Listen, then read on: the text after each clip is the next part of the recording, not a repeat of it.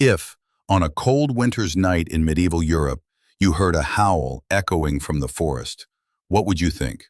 A wild wolf or a neighbor who had just transformed into a monster?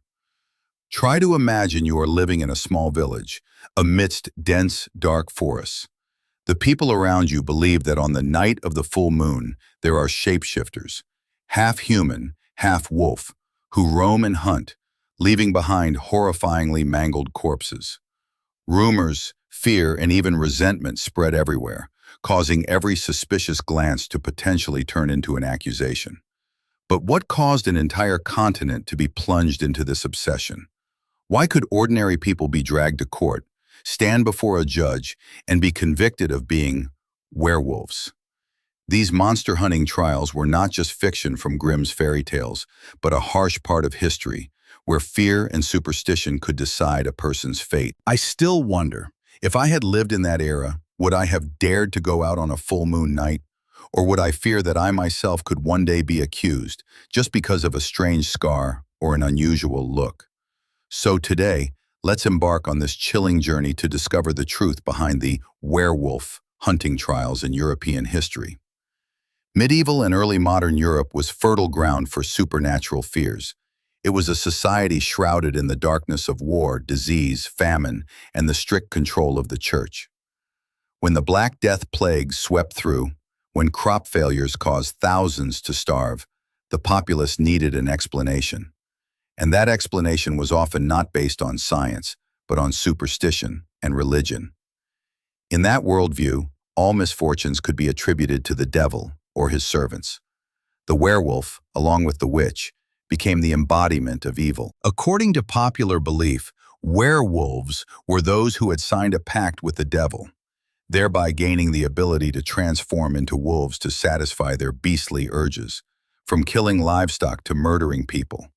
The moment a person was found dead in the forest with a mangled body, or a flock of sheep had their throats torn out in the night, rumors of a werewolf would immediately spread.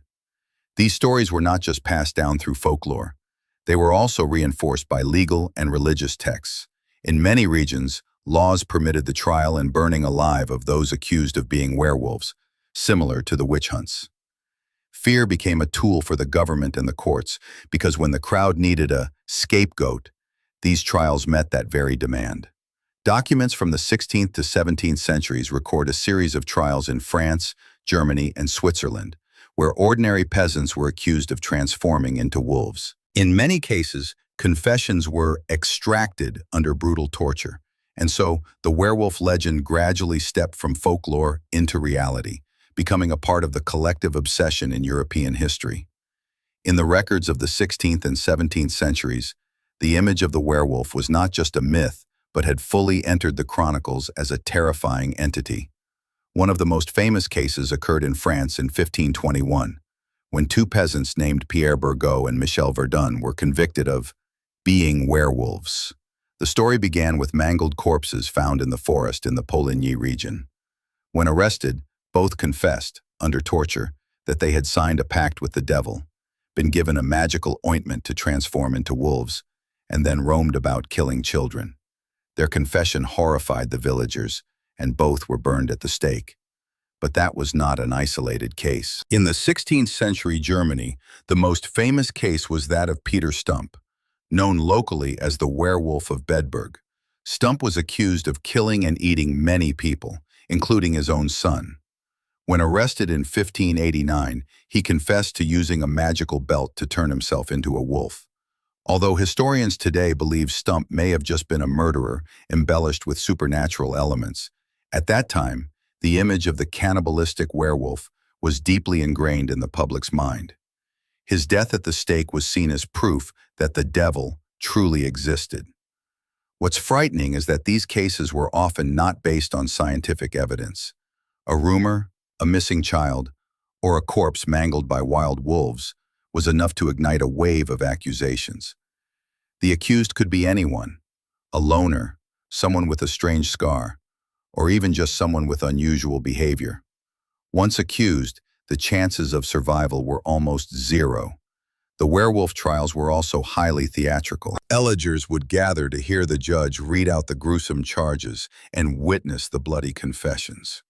Under the pressure of torture, many defendants recounted in detail how they skinned wolves, drank blood, or participated in dark rituals. These stories were both horrific and satisfied the morbid curiosity of the crowd. The people, instead of being afraid, became more convinced that the werewolf threat was lurking around them. Some documents show that the fear of werewolves was closely linked to the fear of witches. In many places, an accusation of being a werewolf was accompanied by an accusation of being a witch. Both were images of traitors to humanity who had made pacts with the devil. In some trials, it was even believed that the devil granted people two abilities: to transform into a wolf to kill, and to use magic to spread disaster. This created a suffocating atmosphere where suspicion could tear entire communities apart. If you were disliked by a neighbor or accidentally seen in the forest at night, the accusation, "he is a werewolf," could become a death sentence. But why did this obsession explode so strongly during that particular period? Historians suggest it was a combination of many factors: famine, epidemics, and the rise of the power of religious courts.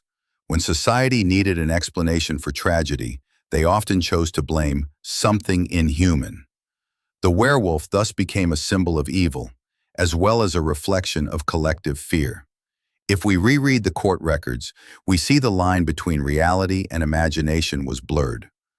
On one hand, there may have been real serial killers who were then labeled as werewolves. But on the other hand, there were countless innocent victims, crushed by the wheel of superstition and violence. These stories are chilling, not only because of their brutality, but also because they show the destructive power of collective fear. When a society is obsessed, it can create monsters right within its own community. And the werewolf hunting trials are the clearest evidence of that. But this is only part of the story, because the consequences it left on European society were long-lasting, and the debates it sparked have shaped how we view the werewolf legend to this day. The werewolf trials not only left a mark on collective memory, but also reflected the distorted workings of European society at the time.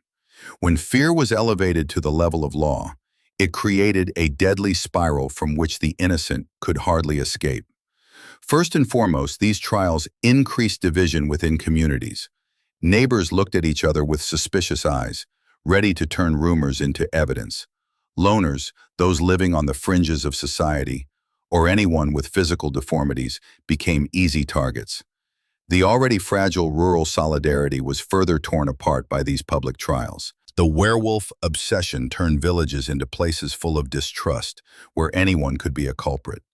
Legally, these trials demonstrated the abuse of power and violence of the judicial system of that period. Torture was legalized, and confessions were considered the most important evidence. As a result, mass death sentences became commonplace. This is one of the greatest stains on European legal history, where justice was replaced by the satisfaction of the crowd's bloodlust. But not everyone agreed. From the late 17th century, many intellectuals and scholars began to ask, can humans really turn into wolves? Some doctors and lawyers argued that these werewolves might just be mentally ill patients or murderers who were attributed with monstrous forms by superstition. This viewpoint laid the foundation for skepticism, paving the way for the Enlightenment, when reason and science gradually replaced mythical fear. Meanwhile, the werewolf lived on persistently in folklore. Stories about them continued to be told, both as a warning and as a form of entertainment. Gradually, the image of the werewolf transformed from a target to be burned alive into a character in legends, then appeared in novels, plays, and later, films. The supernatural evil was tamed into a cultural symbol, both terrifying and fascinating. However, the ghost of the monster hunting trials still haunts posterity. It reminds us that a society obsessed with fear and prejudice can turn justice into a farce, turn people into monsters, and monsters into a reason to kill. The current debates among historians are still ongoing. Were the werewolves in history real, or just a product of collective psychology. But one thing is certain, hundreds of people lost their lives, and that terror was deeply etched into European history for centuries.